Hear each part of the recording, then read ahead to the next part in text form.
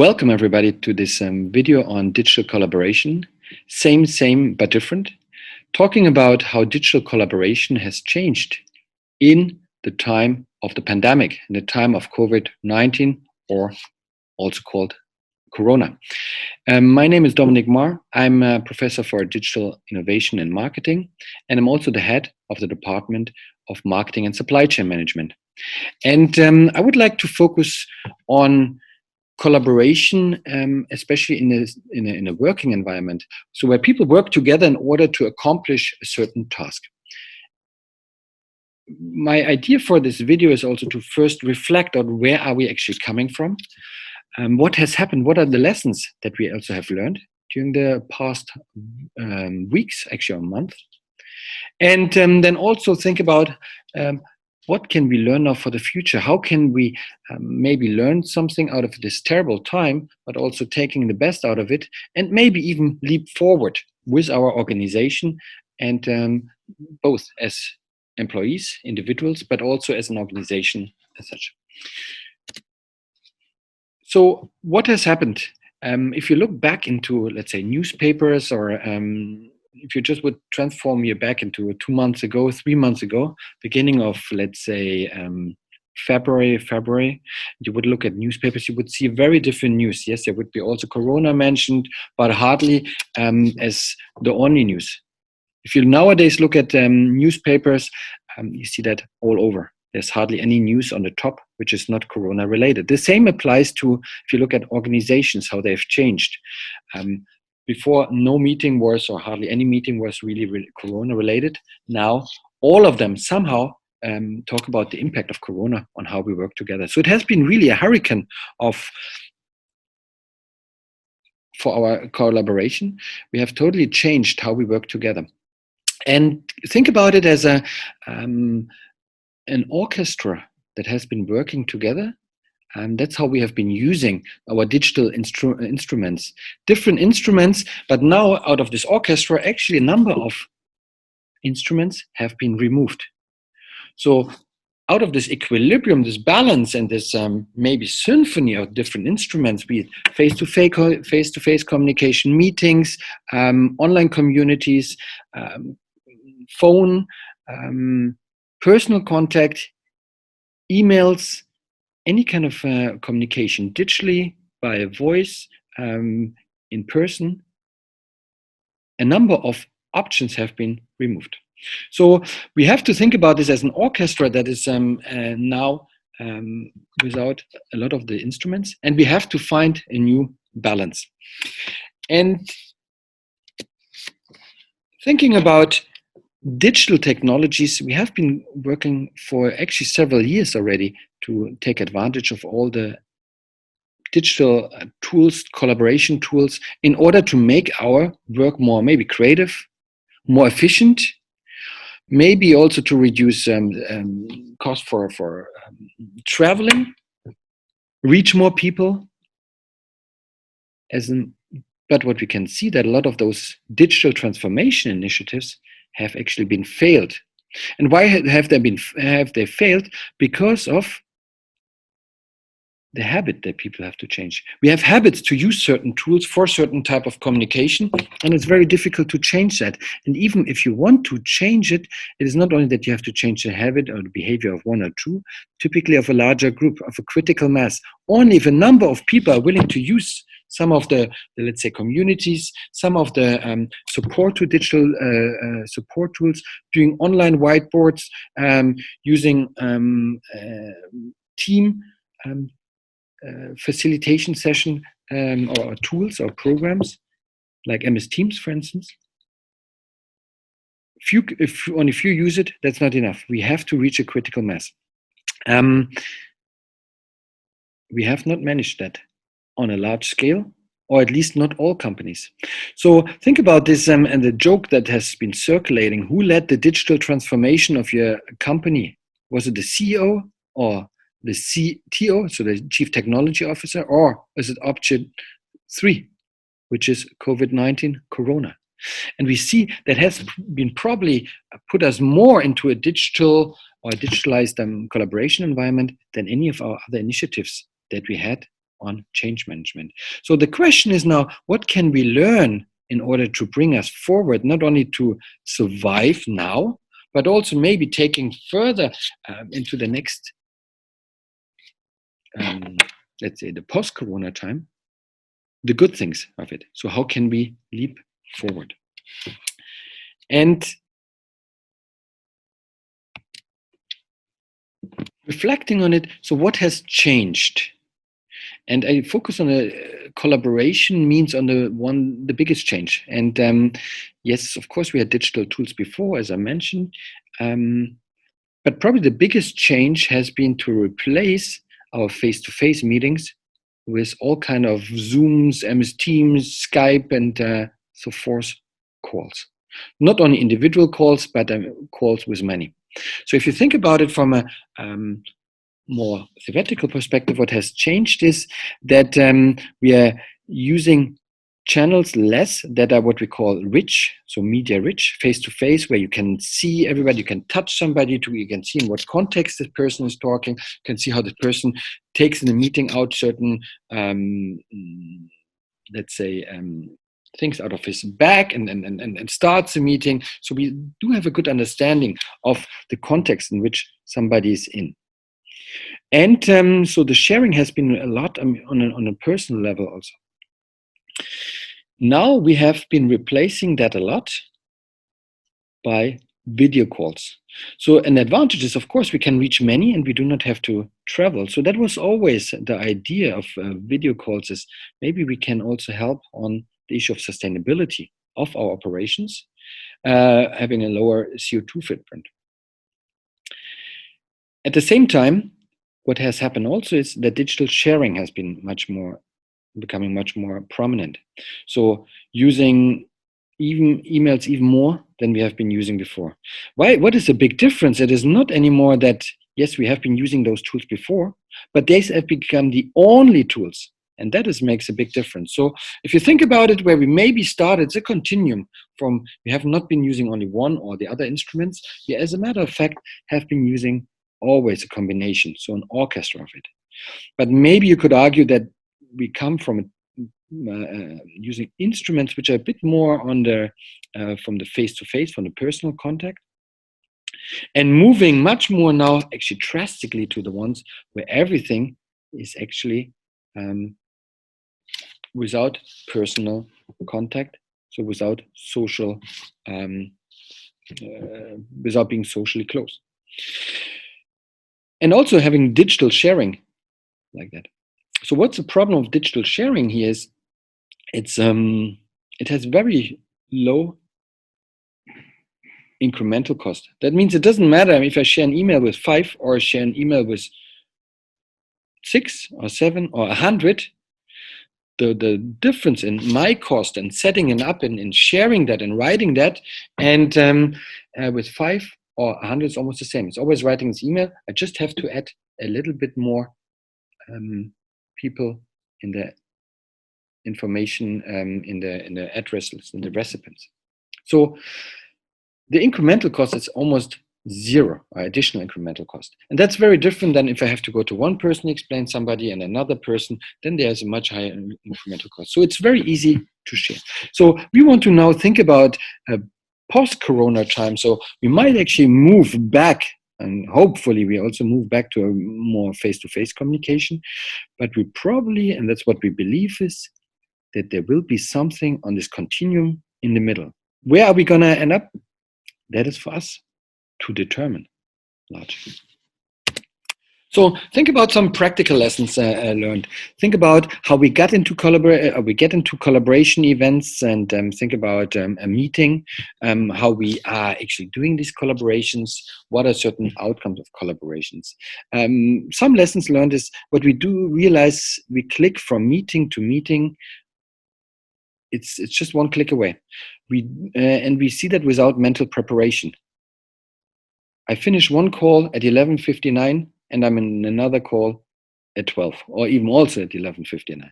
So that is it doesn't allow for any break in between. Normally we would always have a moment of even people coming into a meeting room, people maybe going for a bathroom break, maybe people have to set up. There would be always 3, 4, 5 minutes of a mental preparation.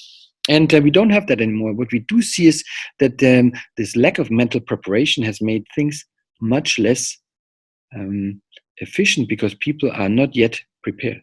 So what is we realize what is a good etiquette nowadays is starting or finishing the previous meeting 5 minutes early, so at 11:55, so you can settle, think, and then get mentally into the next meeting. The second lesson learned is we're overwhelmed and we also misinterpret all these digital requests and sharing. Because it is the only type of communication. So what we see is we see a lot of emails coming by or calls, and we almost assume that people are able to answer immediately. Yes, because everybody is sitting in front of the computer. So why not also answering email immediately? So we have this almost guilt-like feeling that we have to answer immediately. And what we know a lot from any kind of text communication, but also any kind of communication, there can be misinterpretation. And it's much more if it's related, if it's not as rich, then if you would have somebody who can explain that more in detail, that you can ask additional questions. So we are prone to that more by being overwhelmed and misinterpreting these digital requests. So what is crucial in this situation is to have a clear detox time. It's a clear setting. Yeah, this is the moment that I really lock away my mobile. And yes, we have been saying that before, but nowadays, with only having digital communication, it is a must in order to calm down and settle down also. And giving you certain off times where we are really not related to the digital world, that is really crucial in order to not be overwhelmed and not be overwhelmed by the guilt of answering immediately and maybe misinterpreting information. Next one, more lessons learned during the collaboration. We miss the random corridor chats. And the random corridor chats are really important because we are going to work, and that I think it's a big, strong realization. It is not just for maybe financial means, obtaining financial means, or getting a salary. There's also a strong social element in it.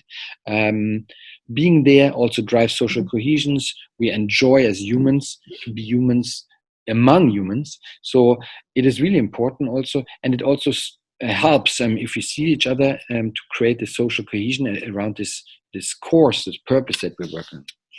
And it helps also to find better understanding for each other. So that is something that we can unfortunately not in the same way replicate at this point in online meetings. So what we do is deliberately we ask more often not how are you, in a sense of really how are you, and starting the first 5 minutes of at least the smaller meetings in seeing where are the people coming from, what is their current state of mind.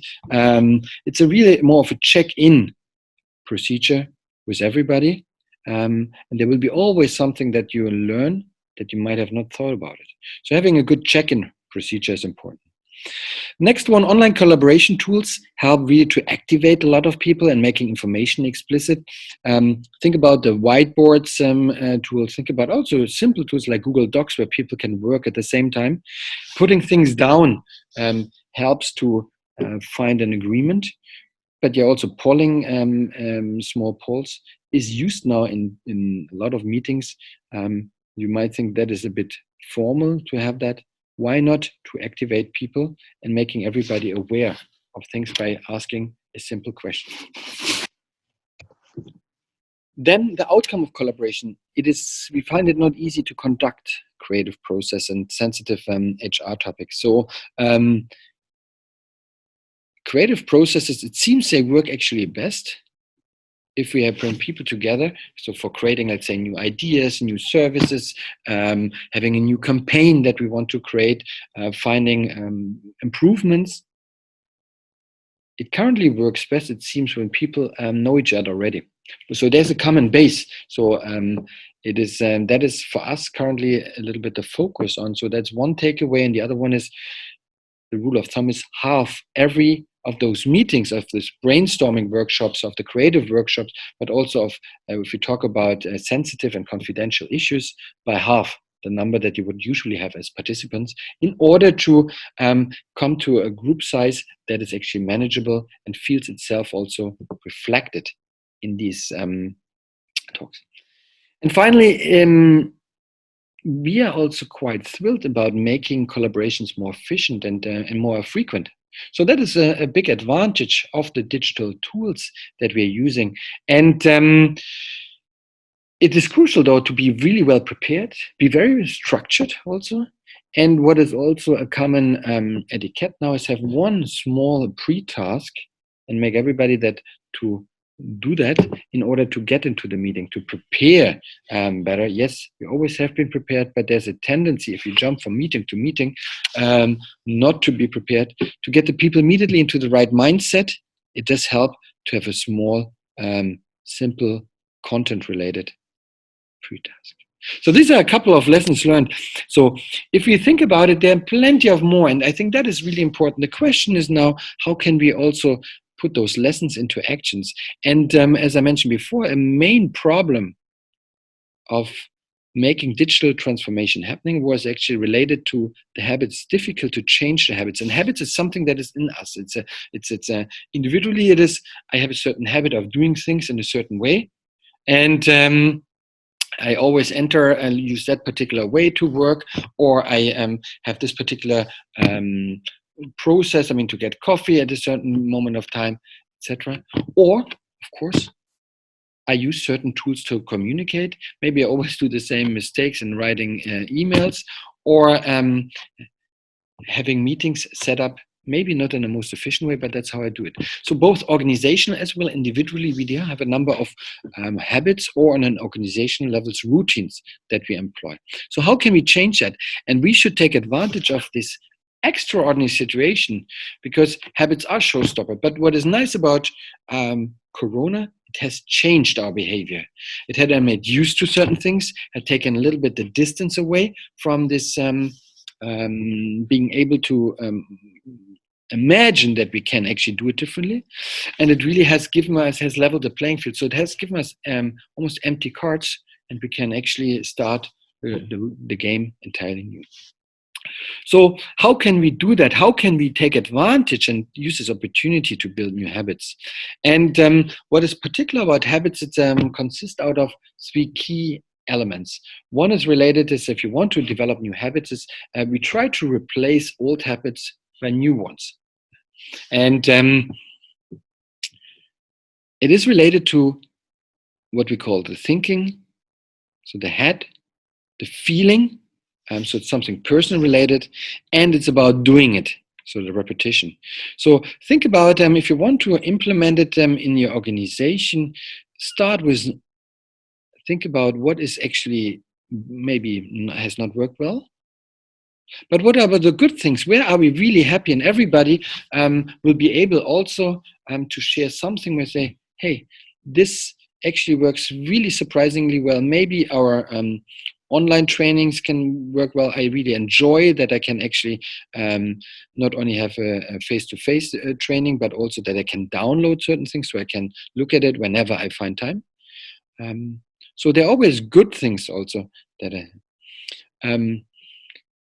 it should be task related. So there's a clear rational argument why that is, but it's a time efficiency, or it makes us more creative, or brings more people to relate.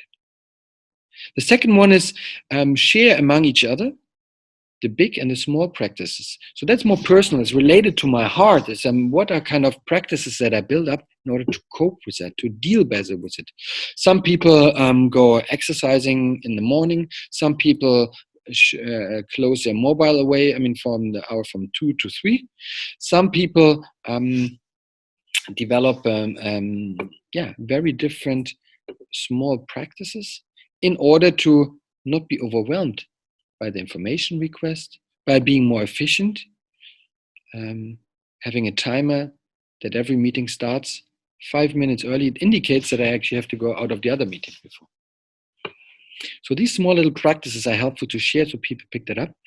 And the last one is the doing part. Do the things now when the repetition is easy. So habits is built over repetition. If I do something very often, and then right now it's relatively easy to say, hey, we're gonna use a digital whiteboard or digital mind map in order to share ideas. Now we want to enforce it and have maybe also role models in our organization using that as often as possible in order to repeat, in order to make us really feel comfortable with that. If we are able to bring all those three things together, we again orchestrate nicely those different tools and find better ways how to implement our digital collaboration tools. I would like to summarize our entire video. And the main point is, I think we have a great opportunity for becoming more digital, using more digital collaboration tools, and maybe fulfilling the promises that digital collaboration has been offering us for some time. Or in the words of Albert Einstein, in every crisis, there's also a great opportunity. And I truly believe in it. We should act now in order to enforce this and develop those new habits, the better habits, so we are actually prepared for a post-corona time. With that, I would like to finish and would invite everybody to get in contact with me through all kind of digital means, but also non-digital means. I'm happy to meet. I'm happy to talk, connect via LinkedIn, and ask questions. And I'm more than happy to give my thoughts about it, and more than happy also to hear your stories about it, your experiences. Thank you very much.